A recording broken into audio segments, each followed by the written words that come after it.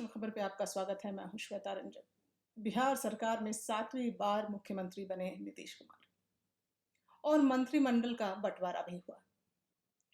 जो उप मुख्यमंत्री दो चेहरे चुने गए हैं, उनको लेकर भी कभी सोचा भी नहीं गया था। हालांकि भाजपा की जो हमेशा से एक स्ट्रैटेजी रहती है कि किसी नए चेहरे को लेकर आएंगे, वैसा ही यहां भी हुआ। दो नए चेहरे आए, लेकिन जो मंत्रिमंडल इस बार दिया गया है वो थोड़ा सा आप जरूर सुने, आपको भी जानना चाहिए।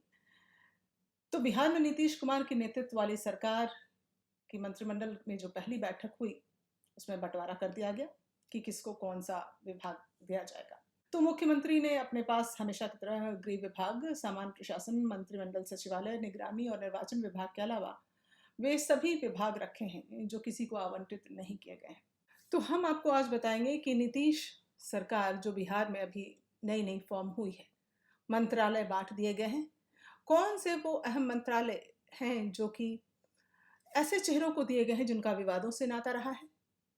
अब देखिए, उप मुख्यमंत्री तारकिशोर प्रसाद को कौन कौन से मंत्रालय दिए गए? वित्त मंत्रालय, वाणिज्य कर, पर्यावरण, वन एवं जलवायु परिवर्तन, साथ ही आपदा प्रबंधन, सूचना प्रौद्योगिकी और नगर विकास की जिम्मेदारी भी दी गई है। तो पिछली सरकार में जो वित्त मंत्रालय था वो सुशील कुमार मोदी के पास था, जो इस बार थोड़े से निराश हो गए। उन्हें ना तो उप मुख्यमंत्री चुना गया, ना ही कोई जगह दी गई। भाजपा के साथ उनकी तनातनी रही होगी या आपसी जो भी मतभेद रहे, जिसके कारण उनको इस बार किनारा लगा दिया गया। तो आपको बता दें कि जो 6 विभाग तारकिशोर प्रसाद को दिए गए हैं, वो पहली बार मंत्री बने हैं। उन्हें वित्त, वाणिज्य, पर्यावरण, ये जो मैंने आपको सब बताए, ये सारे विभाग दिए गए हैं, अहम मंत्रालय है। लेकिन उनकी पढ़ाई कितनी है ये जानना भी जरूरी है।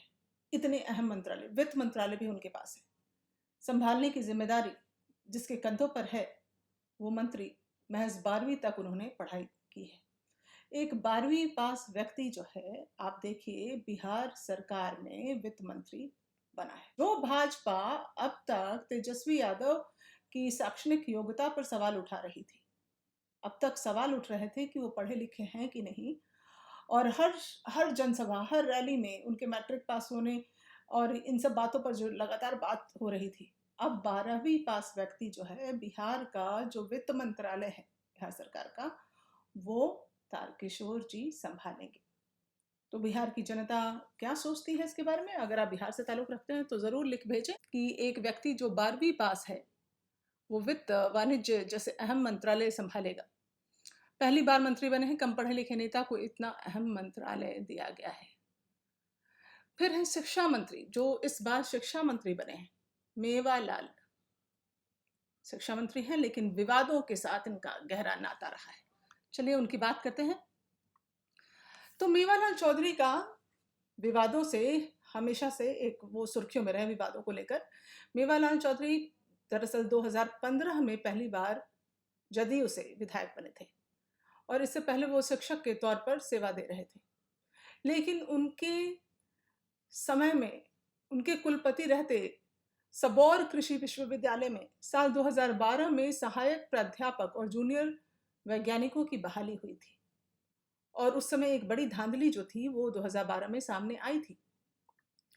तो उन पर आरोप लगा था कि उन्होंने बिहार के 18 और दूसरे राज्यों के 87 लोगों को नौकरी दी थी, यानी 105 में से 18 ही बिहार के मूल निवासी थे।